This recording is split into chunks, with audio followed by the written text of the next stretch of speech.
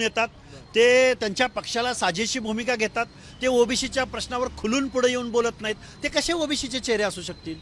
ते प्रोफेशनल राजकारण खेळतात.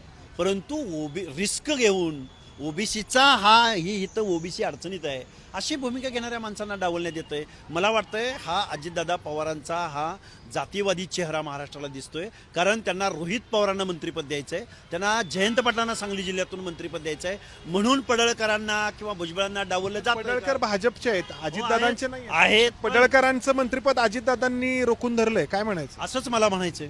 अरे हो म्हणजे हो हो सांगतो. हे बघा, प्रश्न असा आहे, फडणवीस अजितदादांचं ऐकून पडळकरांना मंत्रिपद देत नाही असं आम्हाला वाटतंय. शेवटी कॅप्टन आमचे देवेंद्र फडणवीस आहेत. आम्ही देवेंद्र फडणवीसांना बघून ओबीसी कॅप्टन उपकॅप्टनचं कसं ऐकेल? ज्यावेळी खेळी खेळली जाते, ज्यावेळी मॅच चालू होते, त्यावेळी कॅप्टनच्या निर्णयाला महत्व असतं.